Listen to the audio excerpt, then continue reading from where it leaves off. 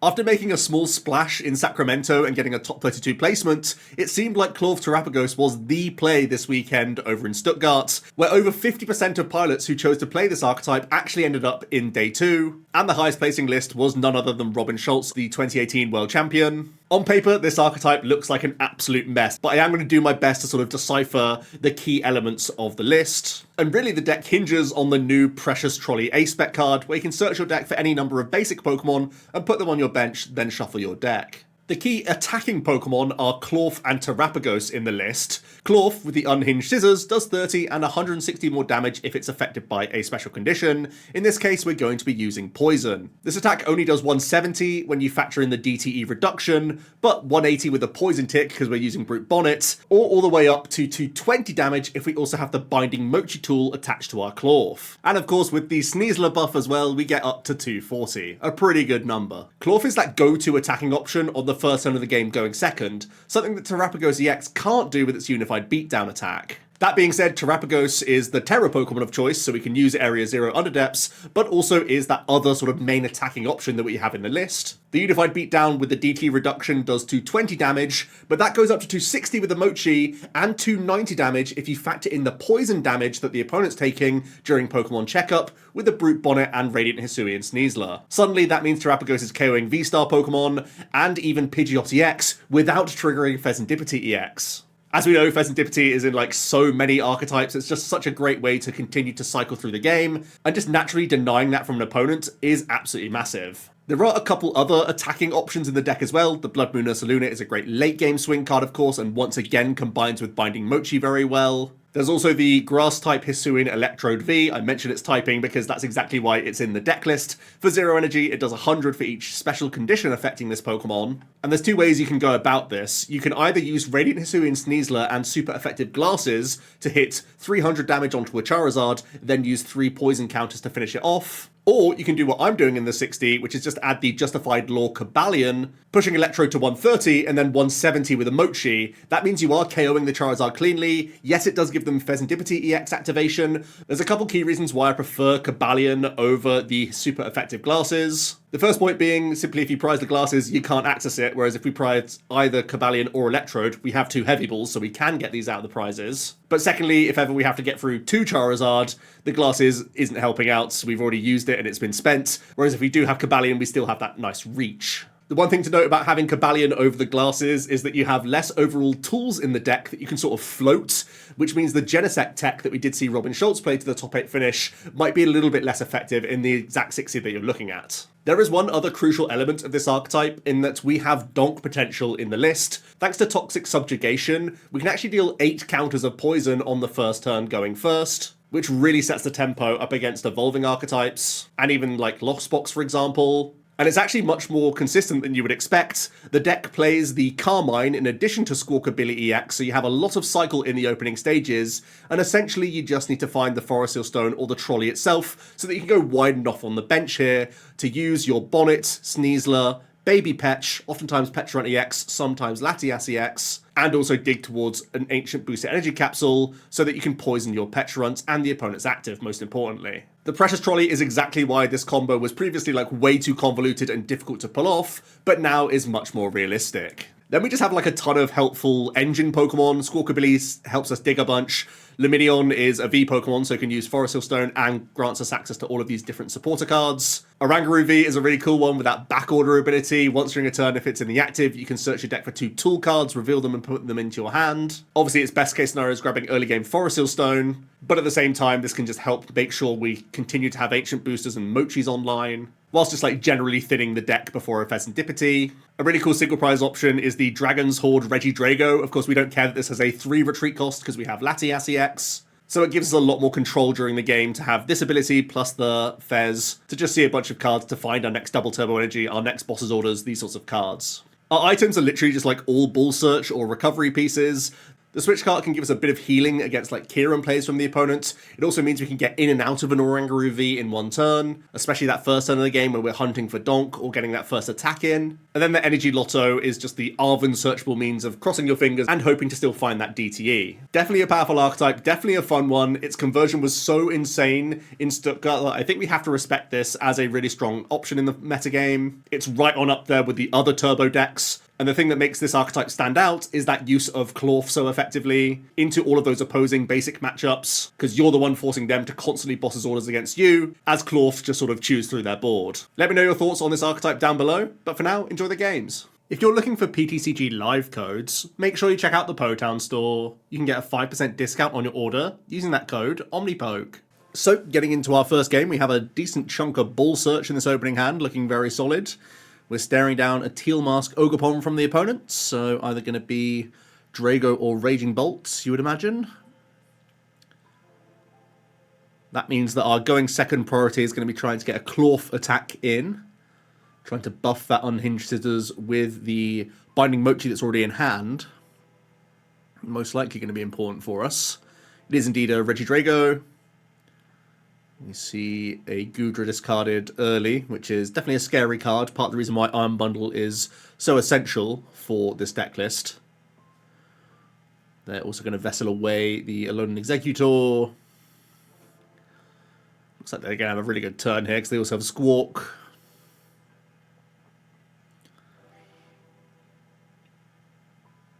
Looking pretty good. We pick up the fish, actually. That's an easy way towards the potential Chorus here, but Chorus is obviously risky against the Drago. Just checking the prizes, looks like we actually prized the Chorus anyway. Squawkabilly is to pick up. It does mean I can at least Mochi the Klawf before anything else, and then it's whether or not I want to use fish for a guaranteed supporter or just see my 6. And we're going to go for the draw first. We still have 3 Night Stretcher in the deck, so we have easy access to it, or at least 2 in this list. I think this is one of the games where I played with the Genesect tech, but that's something that I eventually strip out of the list. We do get into Forest Seal Stone. That's not a way towards DT and the Ancient Booster, but we can Arven and try from Lotto here. That's the only way that we can launch our attack. And Lotto, fortunately, does hit for us, which means we will be able to launch this Unhinged Scissors for 2 prizes and really start to set that tempo. Very nice. Actually, picking up the Chorus is really nice for this hand, because I'm holding on to Nespel for potential Terapagos. So that could be pretty solid. We have to assume our opponent's going to Goodra us. So we probably need to weave in Bundle. There's a nice Iono from them. And we really don't have much of an engine on our bench just yet. But we do pretty well off that. We do hit Trolley. Obviously, you can't Trolley out like Terapagos and a bunch of stuff at the same time. I would need an additional Ball Search to get the the Terapagos first. But I can at least Trolley for like Fez or something along those lines if I have to. Let's see. Let's see the Vessel come in.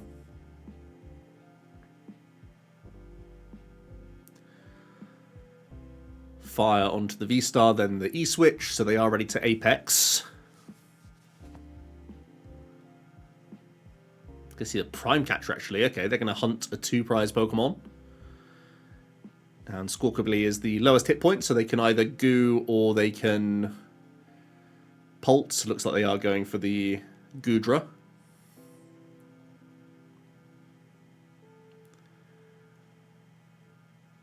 So we can go into our Guru, and fortunately, looks like Trolley can just get us Bundle here, and we're already seeing the exact reason why it's in the list. Even though this Trolley is just a Nespel for us, essentially, here. It's what we've got to do to take her 2-prize KO and keep up in this race. I do feel a little bit naked, though. Really not much of an engine whatsoever. We're taking a bit of a risk here just by going down so many prizes. I would definitely consider the Bloodmoon Mochi here as well. The only thing is I don't really want my opponent to like bring it up or anything like that, so we're just gonna take our swing. Definitely an argument to bench the Bloodmoon there, though. The only reason to not is if they try and like set up a Dragapult play and just like hit Lati and sprinkle onto like the Guru and then try and win in 2. Because then our bench would be full, so the opponent's going to get a quick couple of cards from you. I think they're just digging towards Iono here, right? That's the big card that would be a big problem for them, for us. We're going to see the Nest Ball. Does get another Ogre.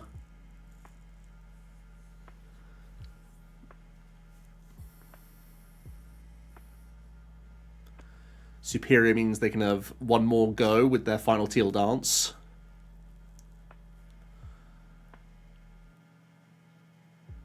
If they don't find Iono, we don't yet have game. Because they're only taking one prize here.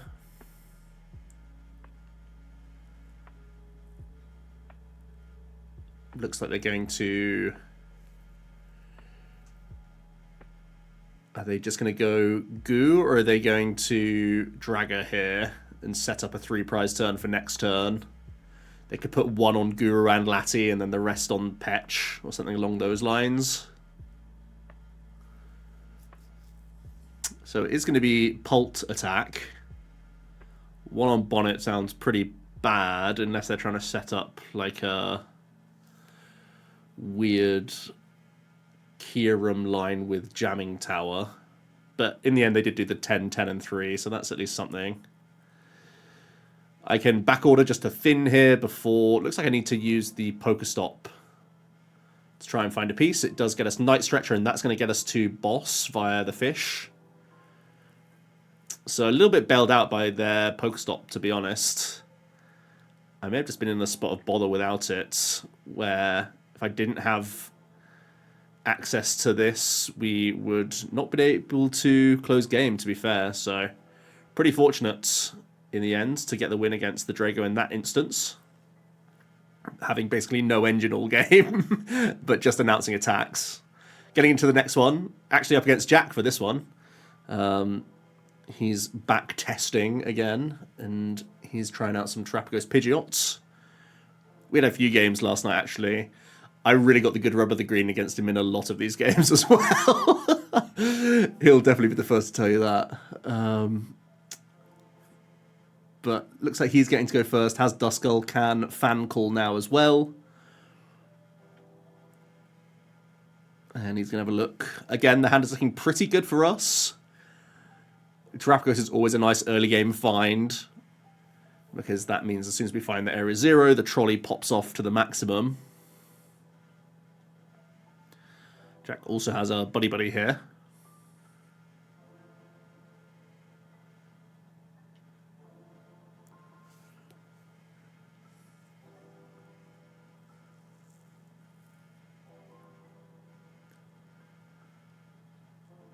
And it's just making those final checks of the list. It's going to go double Hoot. And grab Pidgey, all the usual suspects. Just pass things over to us. Looks like it's a pretty good opportunity to just Iono here. You know, when they're holding on to Noctowl pieces, you want to deny that.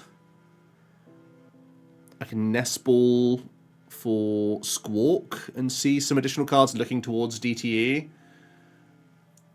So that's what we're going to do. The bench space is wide open for us. And we do lose a booster capsule, which is a bit scary. Let's see what else we can do here. We have Nest and Ultra and Booster. Can I get an attack off here? We can Lati for free retreat and at least go into Drago and maybe look towards Switch Cart or something along those lines. There's the Bonnet for the booster. So there is still a world where we can get at least the Baby Pech back. Forest isn't live, but fortunately the Heavy Ball does hit a Guru. So now I actually can Forest for Trolley And I can get Pech and Pech EX to actually still manage a KO here. So definitely a scrappy way about of going things. But fortunately, because it's only a 60 hit point Duskull, we can get the KO here with Subjugating Chains. Oh, sorry, that's the EX's ability, right? What's the little one called? Toxic Subjugation. That's what we're after. Notably, we don't give Jack access to Fez, but he has to rip Iono here. So no guarantee that he can get knocked out activation.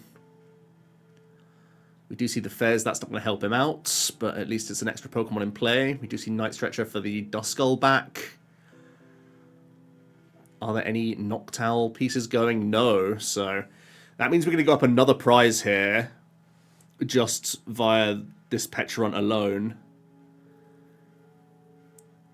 And I guess the only debate here is there a way for us to draw any cards with, like, Drago or using Guru to thin the deck? That's what I'm going to go for here. Quickly backorder a couple of tools. And we can also use Arven if we want to just take something. I think taking something like a Night Stretcher or Lotto, yeah, both of those seem like good options. Just so that next turn I can again open up Arven for something more meaningful. I'm going to swing the energy onto Klawf, because they probably don't want to take the one prize compared to just putting it on Terapagos. So we can be quite content taking out the one Pidgey. Jack's out on a 2-card hand. Still no Fez activation. Let's see if the top deck gets him anywhere. Well, it's a DTE, so it's at least a prize. And the prize is, at least in this archetype, it's somewhat good enough, because they can Briar and they can Dusknoir. So they can still catch up in 2 attacks. But we are very often winning in 2 attacks ourselves here. Fez can give us some draw. Does get us towards another DTE for this bench Terapagos, which is nice. Do I need to commit to anything else here? No, it looks like we're just happy unhinging. I think Arvening for Stretcher. Yeah, I really like this, just because we already hold on to the Area 0. And it means that I can just recover all sorts of pokes. Jack forced to discard a poke because the Area 0.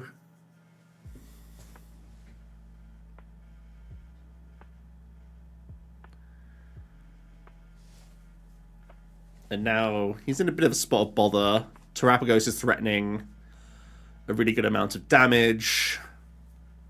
The Klawf is obviously dangerous into all of his colourless attackers. But he can Thornton. Okay, so Pidgeot's probably one of the tankiest things he can establish. And that would also get rid of the Area 0. So that's something. Obviously, Thornton means there's no Iono, though. And we definitely have a route to 2 prizes from this massive hand. Is there anything else he can do here to make it harder? No, just the Blustery Wind. He's at least denying Fez, because it's only 100 damage.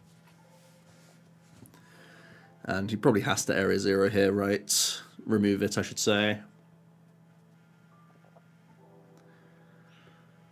Because that's important Terapagos damage that I have to re-establish. But with this hand size, it shouldn't be a big issue.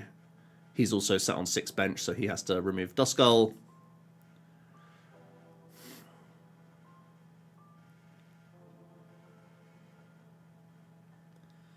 But with all the Ball Search and the Night Stretcher, we have plenty of ways to reach that 280.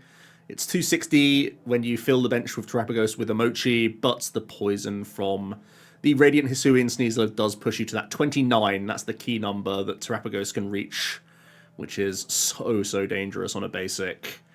And that means that we can clear up this Pidgeot. And the whole game we played around Fez as well, which is a nice thing, and one of the big boasts of this archetype.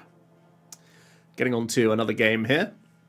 Again, littered with Ball Search. That's like the key thing you need to do with this deck as much as possible. And looks like we're up against a Hydreigon. They're getting to go first. And they can pop in.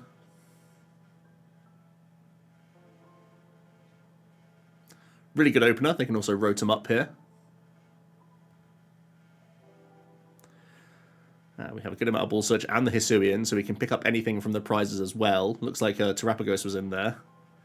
There's also the Electrode. Electrode is really big in this matchup because obviously there's grass weakness on the Hydreigon as well, which is quite funny.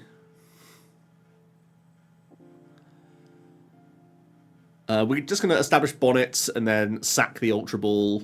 There was a world where I like Switch Cart into a baby Drago there for like 1 or 2 random cards, but didn't want to take the risk of like additional discards with the Squawk. I can now trolley up, and that means we can get Baby Petch into the mix once again. And you can see I'm just debating how to get my bench filled up. But I choose to get the Cobalion down just so that I can threaten the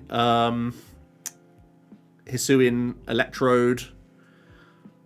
Because I want to have an instant response to the Hydreigon if I can.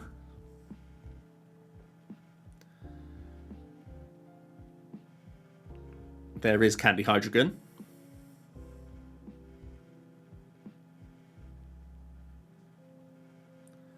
Oh wow, natural Neo Upper as well, that's pretty good. Ultra Balls away, Zwilus and Eerie. No shot. They have Candy Pidgeot as well. What a crazy hand! and Iono without Quick Search. It's literally the Hydreigon high roll right now. What the heck? Okay. They milled a Mochi. They milled a Night Stretcher as well. Man, that's as good as it gets, right? I have no way towards Arven either. I need Arven for Hisuian. If I could get Hisuian Mochi, I would just be KOing this Hydreigon. So I'd probably have to leave the Hydreigon this turn. That's pretty scary. I can push with Bundle.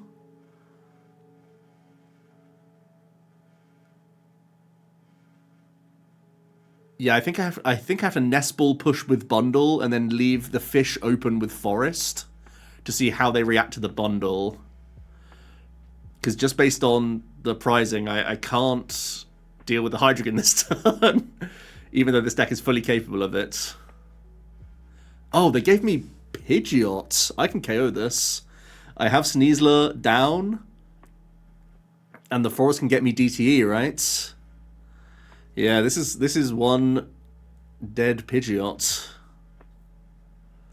I can even take Hisuian for next turn.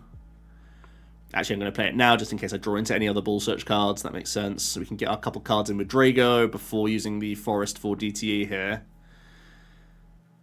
Man, that was a pretty greedy push from them. They didn't expect the Terapagos to go that hard, but it sure can.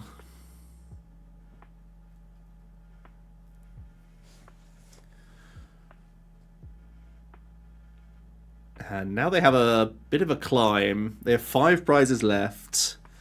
I suppose they could Obsidian this turn. Maybe they have a 2-turn Obsidian win con.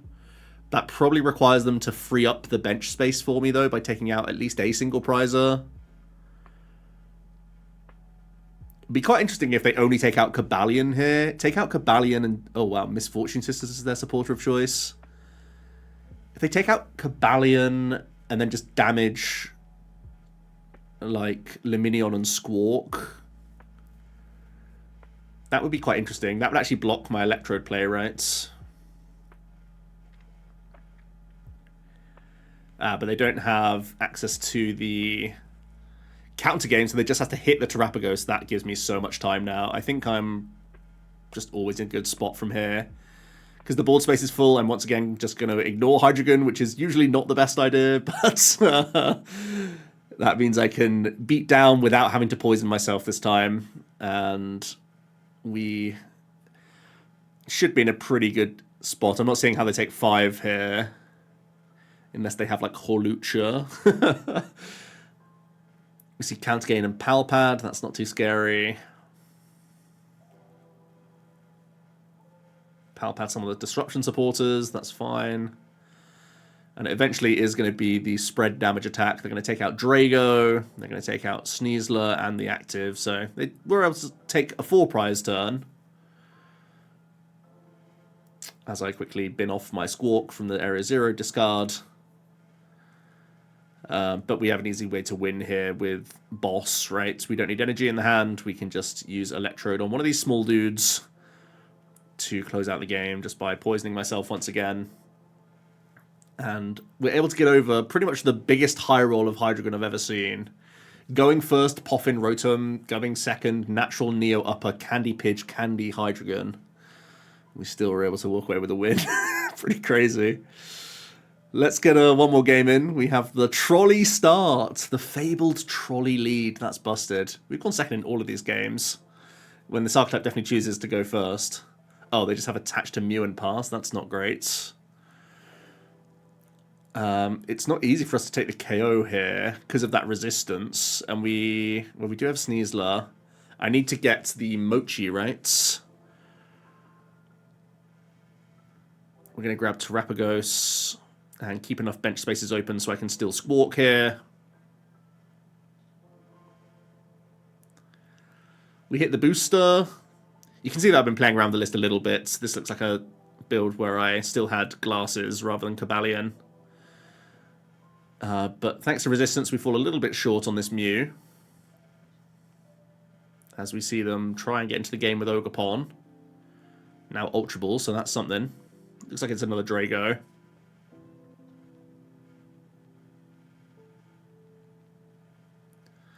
Essentially, it just means that we've basically gone first this game, right?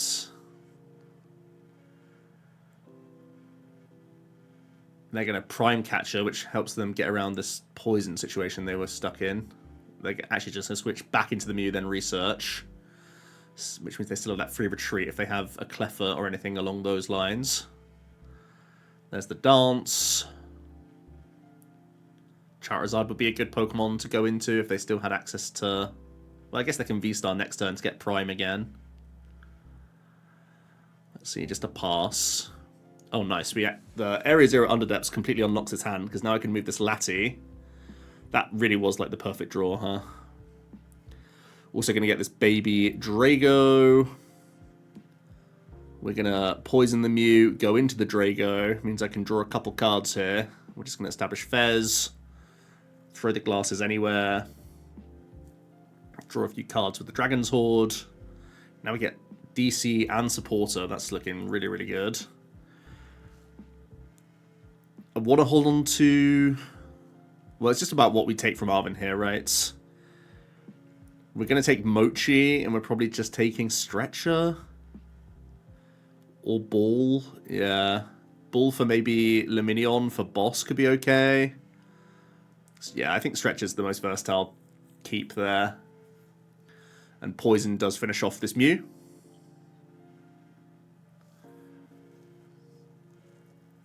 We do see the Drago V-Star come down. And they can Legacy Star now. There's a Pult in the bin. Fortunately, they had to get rid of Sinnoh. So maybe that means... Okay, they've recovered Jamming Tower, but that should be their last Stadium bump, which is good for us.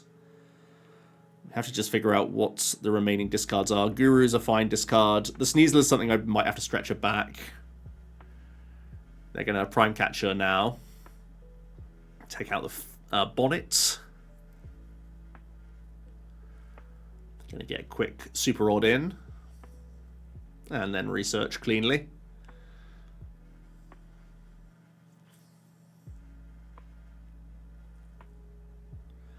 Mew's back. Another Drago coming in.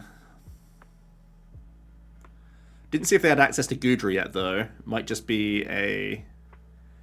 Yeah, it looks like it's only Dragapult EX at the moment.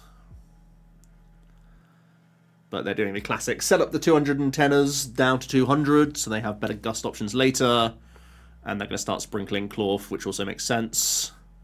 5 counters doesn't sound too good until you realise that I have to poison myself, so pretty smart. Okay, interesting. We pick up Boss.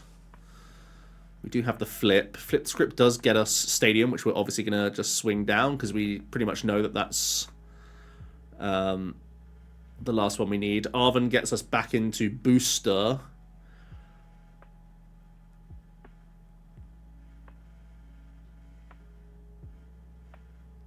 So we can recover Bonnet and Boost, and I think that means we have a Terapagos KO here with Mochi.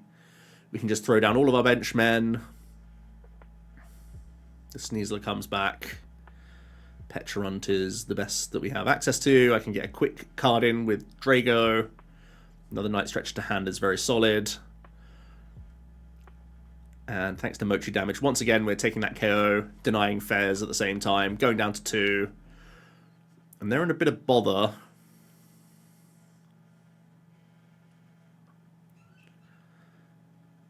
Maybe is Radzard their best attack here? They're going to discard Kyurem with Vessel. They're going to dance.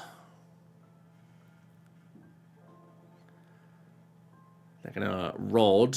They actually attach the Mew, which is quite interesting. Not too sure on that attachment, to be honest. Yeah, they're just cooked. There we go, another nice win into the Drago. I think if they just don't Iona us there, we're just always in a good spot. So let's talk about some other options in the list. So as you saw in those battles, I was sort of flirting with a few changes in the deck list. I was definitely trying out that Genesect tech that we saw Robin Schultz use.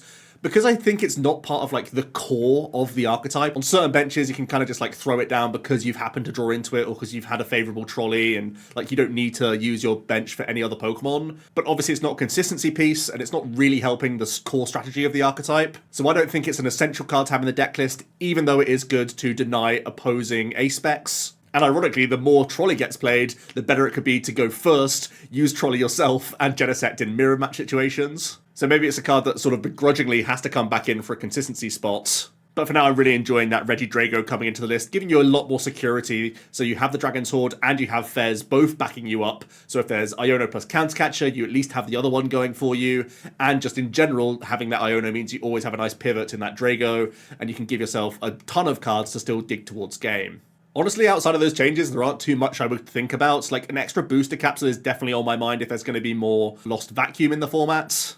I think possibly you can cut down to 1 Switch Cart as well. It's a weird card because in those opening hands, it can be decent to help you like get into Guru, then retreat back out of it. But you already have Pecharunt if you're going for the Subjugating Chains option anyway. So I don't think it's like a mandatory card to have in high counts. But it is still helpful against the Kyurem plays from the Dragos. At the same time, your own Lost Vacuum can also be a great counter to that.